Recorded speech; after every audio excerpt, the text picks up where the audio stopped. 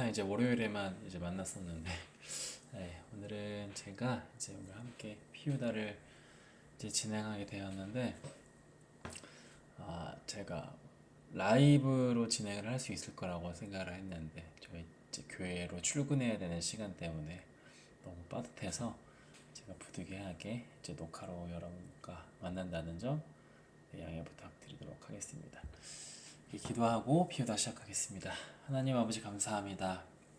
오늘도 주님의 말씀을 우리가 가까이 함으로써 우리의 믿음의 현 주소가 어디인지 도로 믿음의 초보가 되어서 하나님에 대한 지식과 하나님에 대한 은혜를 또다시 처음부터 쌓아 나아가야 되는 그러한 믿음의 어린아이가 되진 않았는지 이 시간 돌이켜보는 시간이 되게 하여 주시옵소서. 하나님 말씀 가운데 우리에게 말씀해 주시길 원합니다. 감사합니다. 예수님의 이름으로 기도드렸습니다. 아멘. 오늘 함께 보실 말씀은 히브리서 5장 1절에서 14절까지의 말씀입니다. 대제사장마다 사람 가운데서 택한 자이므로 하나님께 속한 일에 사람을 위하여 예물과 속지 않은 제사를 드리게 하나니 그가 무식하고 미혹된 자를 능히 용납할 수 있는 것은 자기도 연약이 힘싸여 있습니다. 그러므로 백성을 위하여 속죄제를 드림과 같이 또한 자신을 위하여도 드리는 것이 마땅하니라. 이 종기는 아무도 스스로 취하지 못하고 오직 아론과 같이 하나님의 부르심을 받은 자라야 할 것이니라. 또한 이와 같이 그리스도께서 대제사장 되심도 스스로 영광을 취하심이 아니요 오직 말씀하신 이가 그에게 이르시되 너는 내 아들이니 내가 오늘 너를 낳았다 하셨고 또한 이와 같이 다른 데서 말씀하시되 내가 영원히 멜기세덱의 반차를 따르는 제사장이라 하셨으니 그는 육체에 계실 때에 자기를 죽음에서 능히 구원하실 이에게 심한 통곡과 눈물로 간구와 소원을 올렸고 그의 경건하심으로 말미암아 들으심을 얻었느니라. 그가 아들이시면서도 받으신 고난으로 순종함을 배워서 온전하게 되셨은즉 자기에게 순종하는 모든 자에게 영원한 구원의 근원이 되시고 하나님께 멜기세덱의 반차를 따른 대제사장이라 칭하심을 받으셨느니라. 멜기세덱의 관하여는 우리가 할 말이 많으나 너희가 듣는 것이 두나무로 설명하기 어려우니라.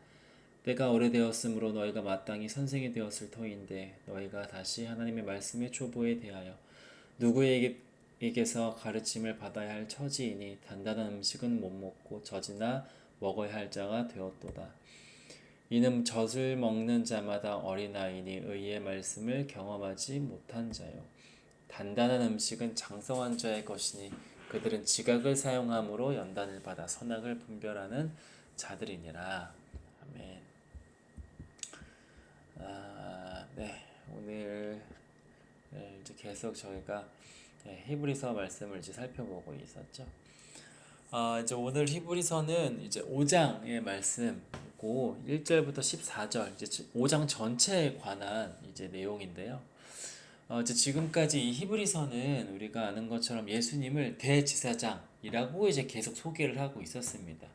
그리고 이제 특별히 이 5장에서는 아론 후손들의 대제사장, 그러니까 신약에서 예수님을 핍박하고 손가락질던 그 인간 대제사장들과 이 예수님을 확실하게 구분짓고 있는 것을 이제 볼 수 있게 되는데요. 이 아론 후손들의 대제사장들과 이제 그리스도의 제사장직이 어떻게 다른가, 그리스도가 얼마나 우월하신 분인가 아주 선명하게 차이를 두고 있는 것을 보게 됩니다. 1절의 말씀을 우리가 다시 한번 볼게요. 대제사장마다 사람 가운데서 택한 자이므로 하나님께 속한 일에 사람을 위하여 예물과 속지 않은 제사를 드리게 하나니 이렇게 소개하고 있습니다. 그러니까 이제 가장 첫 번째는 뭐냐면 이 아론의 후손들인 이 대제사장들, 이들은 사람들 가운데서 뽑혀 임명을 받은 인간이라는 거예요. 그러니까 속죄 제사를 드리는 그 역할을 감당하는 사람들인데, 자, 그런데 이제 보세요. 그들이 기능적인 역할을 한 겁니다. 그런데 그들의 삶은 전혀 하나님 보시기에 옳은 대제사장은 아니었다는 거죠. 하나님 보시기에 기쁘실 만한 온전한 믿음의 대제사장들은 아니었다는 거예요. 하나님의 이름을 모욕한다는 의미로 예수님을 핍박했고요. 세상적으로는 이득을 취했던 사람이 바로 그 사람들이었어요. 사람들 앞에 나서기 좋아했고요. 그들이 분명 대제사장으로서 어떤 타이틀은 얻었지만 어, 그 여전히 그 그리스도와 함께 그 십자가에 못 박아서 그 이전에 그 못난 나의 악하고 추악한 모습들을 버리지 못한 자들이었다는 겁니다. 이 속죄 제사를 드리고 집도를 하는 그런 기능적인 사람이긴 했다고요. 그런데 하나님 보시기에 신실한 믿음의 제사장은 결코 아니었다는 거죠. 오늘 본문을 보면 사람들 중에 뽑혔다 이렇게 말하고 있어요. 그러니까 하나님이 부르시고 정하신 것이 아니라 비슷한 사람들이 보기에 그냥 적당한 기준에 뽑혔다는 거예요. 여러분, 사람들은요, 겉 표면적인 것을 봅니다. 아무리 사람에 대해서 잘 알고 경험이 많고 속을 들여다본다고 하더라도 그의 영적인 상태까지 어떤 사람이 가늠할 수가 없어요. 우리가 사람들은 속일 수 있어요. 사람들은 모르게 내 자신을 꽁꽁 숨길 수 있습니다. 그런데 하나님은 그렇게 통하지 않는다는 거예요. 그러니까 이 아론의 후손들은요, 사람들의 눈으로 보기에는 어느 정도 괜찮았을지는 몰라요. 물론 아니었지만. 그런데 어쨌든 그들이 사람의 눈으로 보았을 때 기능적인 역할을 할 정도는 되었을지는 모르겠지만, 정작 하나님 보시기에는 그들은 행동과 말들은 다 가증한 어떤 그런 모습들 뿐이었다는 거죠. 여러분, 영적인 상태를 사람이 가늠한다는 것은 사실 거의 불가능에 가까운 것 같아요. 그런데 문제는 반대로 또 제일 숨기기 쉽다는 거예요. 그런데 오늘 예수님은 어떤 분이에요? 말씀으로 오신 분이에요. 성육신 하셔서 오신 분이에요. 하나님의 말씀이 있었지만 사람들이 그것을 온전히 받아들이지 못하고 이해하지 못하자 그러한 사람들이 생겨나니까 하나님은 그 말씀을 의인화시켜서 우리에게 예수님을 보내셨다고요. 그래서 제자들과 대화도 하고 함께 시간도 보내고 먹고 마시고 한 공간 안에서 한 시간대를 보내시면서 함께 그 말씀으로서 그들을 체험케 하신 겁니다. 그러니까 예수님은요, 하나님이 보내실 때 보냄을 받은 분이라는 거예요.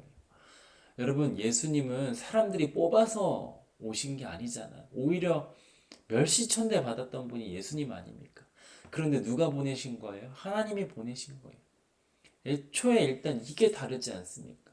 세상의 기준이 아니라 하나님의 기준으로서 그 제사장직을 받은 분이 바로 예수님이라는 거죠. 그리고 그 예수님이 그 다음에 어떻게 되셨죠? 화목 제물로서 우리를 대신하셔서 죽으셨다는 것입니다. 피를 흘리셨고 인간의 모든 고통과 고난과 허무함과 아픔, 절망 이 모든 것들을 다 경험하시고 죽으셨다고요. 그리고 부활하신 겁니다. 완전한 사람으로서 고난을 받으시고 완전한 신으로서 믿음의 주체가 되심을 보여주셨다는 거예요. 그런데 이제 간혹 이 예수님을 그러면 예수님은 50% 인간 50%신 반반이냐 뭐 이렇게 생각하시기도 하시는데 여러분, 예수님은요 100% 인간 100% 신인 거예요. 인간으로서 모든 경험을 다 하시고 그 인간으로서 모든 부족함을 다 경험하셨지만 그 모든 부족함을 신으로서 다 승리를 이루신 거예요. 모든 것을 다 이루신 것입니다. 오늘 이것이 첫 번째로 아론의 후손들과 다른 예수님의 모습이라는 거죠. 그들은 온전히 이 대제사장직을 인간의 능력, 인간의 시선, 인간의 관점으로만 수행해냈어요. 그런데 예수님은요, 일단 하나님께서 보냄을 받은 것으로 시작되었다는 거예요. 그 말은 뭐예요? 하나님의 기준, 하나님의 시선, 하나님의 마음의 기준에 통과한 예수님이라는 거죠. 오늘 이 사실은 사실 우리에게 굉장히 어떤 도전적인 메시지를 주는 것 같습니다. 사람의 눈으로 보기에는 괜찮은 신앙의 모습, 괜찮은 사역의 규모, 괜찮은 신앙의 표현들, 이러한 것들을 가지고 있는다 할지라도 우리는 하나님 보시기에 합당한 사람이 될 수 없다는 거예요. 우리는 그게 진짜인 줄 알아요. 사람들 눈에 보기 좋은 거, 뭐 괜찮은 사역, 괜찮은 믿음의 사람인 것 같아 보입니다. 그런데 나중에는 모두가 다 알게 됩니다. 그게 전부가 아니라는 것은. 여러분, 우리가 예수님을 쫓아서 예수님을 닮아가는 성장하는 사람이 되어야 되는데, 성숙해져야 되는 사람이 되어야 되는 건데, 계속 인간들이 뽑은 대제사장처럼 기능적으로만 익숙해지기 시작한다는 거예요. 하나님이 보내실 만한 합당한 사람으로서 살아가기보다는 세상의 눈으로 보았을 때, 저 사람 괜찮은데, 믿음이 좋은데, 신앙의 표현을 아주 멋있게 잘하는데, 남들과는 다른 어떤 차별화된 어떤 모습을 보이려고 노력하는데, 여러분, 이 모습으로 기억되길 원하세요? 여러분, 다 필요 없다는 거예요. 우리가 오늘 그러한 기능적인 사람으로 살기보다는 하나님이 우리를 보시며 충분히 맡기시고 보내셔도 안심할 만한 사람이 되어야 되는 거 아니에요? 하나님이 보내셔도 그래도 저 아이라면 괜찮지 않을까 라는 정도의 믿음의 성장을 이룬 사람이 되어야 되는 것 아닙니까? 이제 어제 제 아내와 이제 차를 타고 가면서 이 선교에 관한 주제로 이제 대화를 하게 됐어요. 이 대한민국에 너무나 많은 선교사님들이 있지만 이 대부분의 선교사님들의 이제 모습을 보면은 어느 한 나라를 정하고 그것을 무조건 가야 된다는 식으로 이제 가는 것 같다라는 것이 이제 대화의 시작이었습니다. 그런데 여러분, 저는 그 부분에 있어서 이제 그렇게 생각을 해요. 오늘 나를 하나님께서 부르셨다면 내가 어디를 가든지 내가 선교사로서 하나님께서 사용하기를 원하신다면 어떠한 곳을 가든지 상관이 저는 없다고 생각을 하거든요. 오늘 내가 먼저 하나님께 부름을 받고 선교사적인 삶을 살아간다면, 예수님의 향기를 전하는 선교사로서 살아간다면 그곳이 곧 내가 서 있는 그 자리가 선교지가 된다고 생각을 해요. 물론 어떤 한 나라를 품으라는 하나님의 강력한 마음이 들 때가 있습니다. 또 그 나라로 가서 하나님을 알지 못하는 자들에게 복음을 잘 전해야죠. 그런데 오늘 내가 하나님께로 선교사로서 살겠다고 고백하고 내 정체성이 어느 한 나라를 위해서 일하는 선교사가 아니라 내 삶의 선교사로서 살아간다. 이게 정리가 되고 이 정립이 되면 우리는 그 선교 사역이 실패하지 않는다는 거예요. 내가 선교사로서 계속 살아가야 되는가? 이런 착각과 이런 매너리즘에 빠지지 않게 된다는 거예요. 어떤 우리 그 지인분들 중에 이 부부 선교사님이 계십니다. 이 어떤 그 부부 선교사님을 보면 그분들은 어디를 가나 행복해 하신다는 거예요, 특징이. 때로는 이 나라에 있다가도 저 나라 가고 저 나라에 있다가도 저 나라 가고 그냥 맡겨진 것에 최선을 다하면서 어디를 가든지 늘 행복한 선교 사역을 한다는 거예요. 오늘 저와 여러분이 이렇게 하나님 앞에서 가장 먼저 부르심을 입은 자로서 살아가는 그러한 삶, 오늘 어디로 가야 된다는 어떤 기능적인 역할만 하는 선교사, 어떤 그런 사역자가 아니라 오늘 하나님께로 그 부름을 받은 어떤 그런 삶의 정체성을 먼저 발견해야 되는 그러한 사람들이 되어야 되는 것 아닙니까?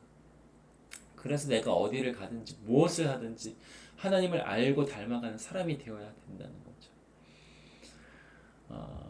10절의 말씀을 보면요, 이렇게 기록하고 있습니다. 하나님께 멜기세덱의 반차를 따른 대제사장이라 칭하심을 받으셨느니라, 이렇게 말해요. 이 예수님의 제사장 직분은요, 이 레위 계통의 직분이 아니라 멜기세덱의 직분을 이어받았다고 말하고 있는 거예요.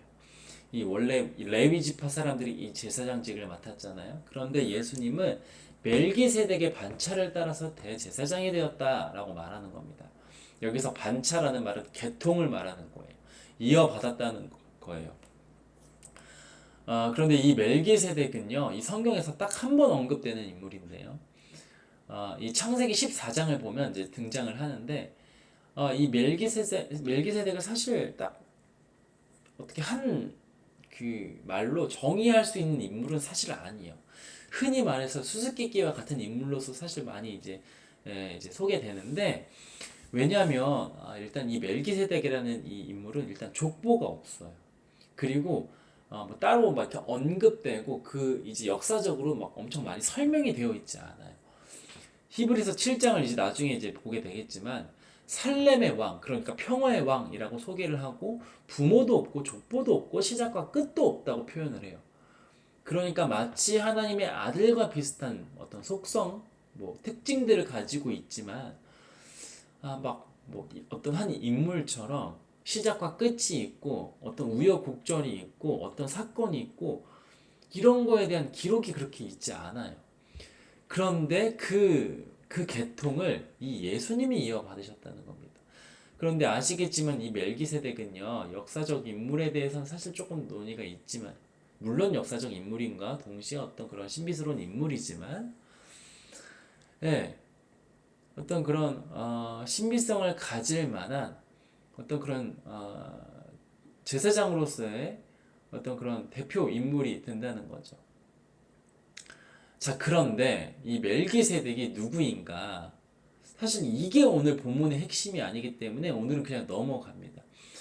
그런데 오늘 이 핵심은 뭐냐면요. 아브라함에게 어떤 11조를 받고 시작이자 끝인 그 평화의 왕인 그 왕의 반차를 따른 인물이 바로 예수 그리스도라는 거예요. 그 멜기세덱의 반차를 이어받은 인물이 바로 예수님이라는 거예요. 자, 여러분 지금부터가 중요한데요. 왜 히브리서 기자는요, 유대인들이 알고 있는 아론의 후손의 대제사장들과 비교하면서 예수 그리스도의 대제사장직을 설명하고 있냐는 거예요. 왜? 왜냐하면 이 히브리서의 수신자들은 누구였죠? 유대 그리스도인들이었죠. 그들이 민족 종교, 그러니까 유대교의 어떤 그 틀 안에서 벗어나지 못하고 있던 거예요. 그래서 예수 그리스도가 누구인지 제대로 알지 못하고 있는 겁니다. 지금 이해되시죠? 지금 이 히브리서 말씀을 통해서 유대 그리스도인들에게 하는 내용이잖아요. 지금 이 히브리서 자체가. 그래서 뭐 어떤 내용이에요? 이제 너희들 정신 차리고 다시 그리스도를 믿는 믿음의 사람이 되어야 된다. 이 말 하려고 지금 히브리서 쓰고 있는 거잖아요. 그런데 이 사람들이 문제가 뭐예요? 예수가 누구인지 지금 알지 못하는 거예요. 그래서 그냥 너희들이 흔히 아는 그 대제사장들과 이 예수 그리스도는 다르다. 대제사장직을 이어는 받았지만 너희들이 흔히 아는 아론의 후손의 대제사장들과는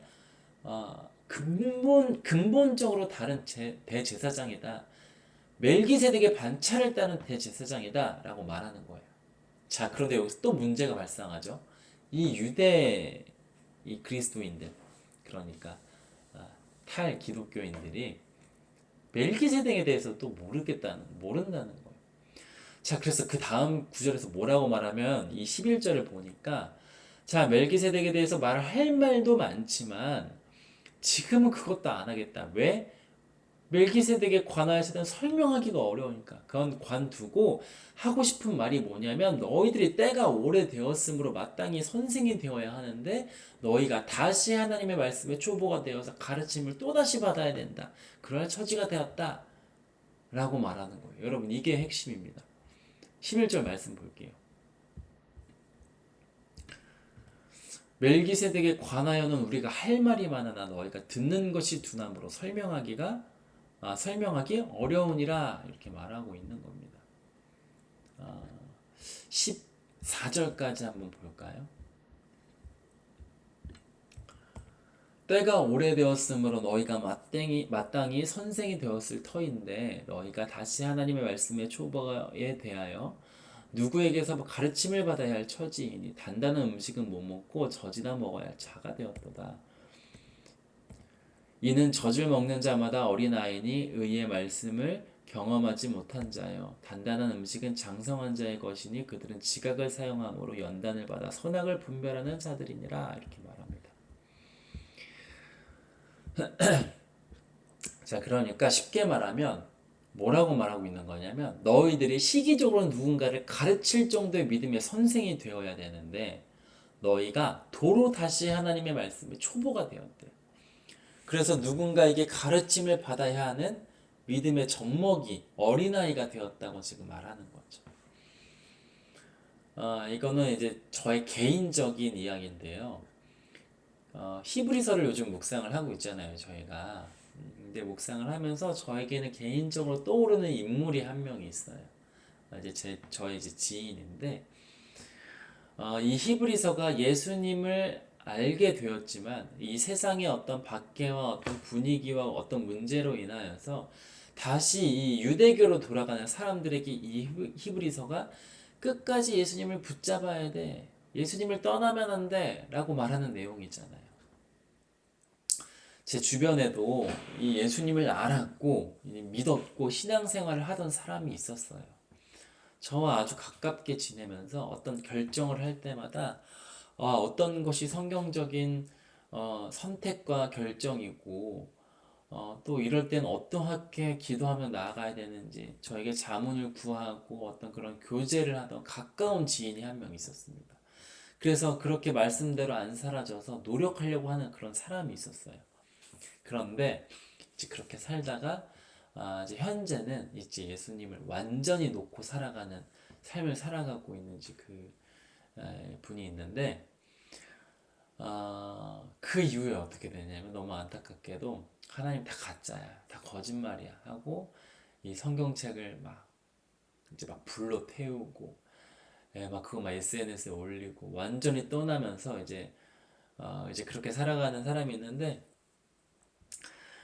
이제 그 뒤에는요, 차라리 뭐 그렇게 해서 잘 살면 사실 상관도 없는데, 건강도 잃어버렸고, 평생을 사랑했던 그 생업도 다 포기하고, 그 사람의 주변에 가까운 친구들, 뭐 가족보다 가까웠던 동료들, 다 놨어요. 다 버렸어요. 여러분, 그 사람이 만약에, 가까운 친구들, 뭐 건강, 뭐 어떤 직업, 이런 것들 다 잃어버렸어도 예수님을 안 놨으면 그래도 잘 살았을 거예요. 건강은 악화되고 사람들이 다 떠났어도 다른 곳에서 더 좋은 사람들 만나고 더 좋은 삶을 살았을 거예요. 예수님을 놓지 않았다면. 그런데 예수님을 놓으니까 어떻게 돼요? 점점점 더 나락의 인생을 살아가는 것을 보게 돼요. 그러니까 이 복음의 기초를 다시 쌓아야 하는 믿음의 젖먹이, 신생아처럼 처음부터 다 하나하나 해줘야 되는 아무것도 모르는 아이와 같은 상태가 지금 되어버렸다는 거예요. 지금 멜기세덱을 설명하고 싶은데 히브리서 기자는 이들의 영적인 상태와 성숙이 너무나 미약하니까 그거 말하려다가 안 하겠다는 거예요. 너무 어리기 때문에. 여러분, 아이들의 특징은요, 고차원적으로 생각하는 사고력이 부족하다는 거예요. 그 아이가 아무리 산수를 잘하고 뭐 음악적인 천부적인 재능이 있다고 할지라도요, 어린 아이들 중에서 이런 고차원적인 어른들의 사고 방식으로 생각하고 대화를 하는 아이들은 극히 드물다는 거예요. 제가 어제도 이제 경험을 했는데 초등학교 2학년인 친구와 이제 대화를 하게 됐어요. 근데 이제 대화를 하면서 이제 안 되는 부분이 뭐냐면 아무리 제가 이제 막 알려주고 설명을 해줘도 이해를 못 하는 거예요. 우리에게는 분명한 이러한 룰이 있고 이 룰을 지켜야 우리 서로가 공평하다. 이것을 아무리 설명해줘도요, 자기는 싫다는 거예요. 그 룰이 지금 당장 나긴 너무 불편하거든. 그래서 떼를 쓰고 버티면서 자기가 하고 싶은 대로만 하겠다는 거예요. 여러분, 지금 히브리서는요, 이러한 마음으로 유대 그리스도인들에게 믿음을 저버린, 믿음을 놔버린 그 믿음의 젖먹이 어린아이들에게 믿음을 붙잡고 예수님을 끝까지 붙잡고 말하는 거예요. 도로 믿음의 초보가 되어버린 자들에게 젖먹이 어린아이라고 지금 말하는 겁니다. 여러분, 설명을 해도 못 알아듣는 아이들에게 이해시키는 방법이 뭘까요? 하나밖에 없어요. 그 아이가 어른이 될 때까지 기다려주는 거 말고는 없어요. 이거 하나밖에 없어요. 그 어린 아이가 장성한 어른이 되어야 이 문제는 해결이 돼요. 그래서 이 히브리서 저자는요 성도들에게 이 그 그리스도인들에게 멜기세덱의 반차를 쫓는 예수님을 소개하고 싶어 했어요. 그 교훈을 주고 싶어 했습니다. 그런데 이 독자들이 그걸 이해하지 못하는 거예요. 그래서 들을 준비가 안 된 그 사람들 때문에 오히려 역효과가 날까봐 잠시 멈춘 거예요. 그래서 젖먹이들에게 단단한 음식을 줘봤자 오히려 해가 된다는 것을 알기 때문에 너희들은 아직 젖이나 먹어야 하는 자들이다 라고 지금 말하는 겁니다. 그래서 결론을 뭐라고 말하냐면요. 그들이 장성해져야 된다는 거예요. 믿음의 성장과 성숙을 이루어야 된다는 거예요. 믿음의 어른이 되어야 한다는 거예요. 자, 그런데 여러분, 여기서 중요한 거는 뭐냐면, 여기서 말하는 어른이 되는 방법은요, 어떠한 어른을 말하는 거냐면, 그냥 나이를 먹고 어떤 시간적인 그런 자연적인 어떤 상태가 이루어지는, 상태를 얻게 되는 그런 어른이 되는 거 말고요. 지각을 사용해서 연단을 받으라고 말해요. 그러니까 자동적으로 성장하는 그런 어른 말고요. 의지적으로, 의도적으로 노력해야지만 얻어내는 그런 성장의 믿음의 어른을 말하는 겁니다. 뭐 여기에서는 뭐 그런 뭐 김나조라는 헬라어를 통해서 마치 운동선수가 계속해서 이 무거운 거를 들고 의지적으로 그 고통을 감안해내면서 성장을 이루는 것, 그것을 말하는 건데요. 여러분, 쉽게 말하면 우리에게는요, 믿음의 초보가 되지 않게 하기 위해서는 의지적으로, 의도적으로 그것에 내 몸을 던져야 한다는 거예요. 믿음의 초보에서 벗어나기 위한 방법은 그거 하나밖에 없다는 겁니다.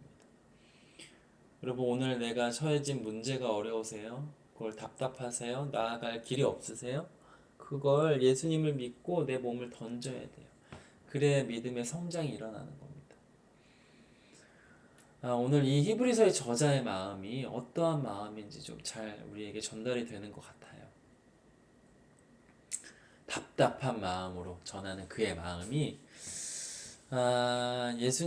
하나님이 우리를 봤을 때 그 마음이 되지 않길 바랍니다. 하나님이 우리를 보실 때, 아휴, 저 또 언제 크나, 또 언제 어른이 돼서 이야기를 좀 하나, 대화나 어느 때쯤 되어야 좀 통하려나, 이러한 마음이 아니라, 믿고 맡기고 충성된 종이라고 우리를 생각하고 여기어서 보내야 할 곳을 마땅히 보내시는, 또 그러한 믿음의 믿음의 장성한 어른이 되어서 하나님과 함께 그 길을 묵묵히 걸어 나아가는 저와 여러분들이 되기를 우리 시간 간절히 소망합니다. 우리 시간 받은 말씀을 놓고 함께 또 기도하며 하루를 시작하길 바랍니다.